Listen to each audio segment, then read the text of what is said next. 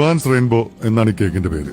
Juan Lobo എന്ന ഫ്രഞ്ചുകാരി യുദ്ധത്തിന് പോയ ഭർത്താവായ ആൽബർട്ടിന് വേണ്ടി ഉണ്ടാക്കിയതാണ് ഈ റെസിപ്പി. സ്ട്രോബെറി കൊണ്ടാണ് ജുവാൻ ആദ്യ ദിവസം കേക്ക് ഉണ്ടാക്കിയത്. യുദ്ധം അവസാനിച്ചില്ല. വരാമെന്ന് പറഞ്ഞ ദിവസം ആൽബർട്ട് വന്നില്ല. പിറ്റേന്ന് ജുവാൻ ഒരു പിസ്താ കേക്ക് ഉണ്ടാക്കി ആൽബർട്ടിനെ കാത്തിരുന്നു.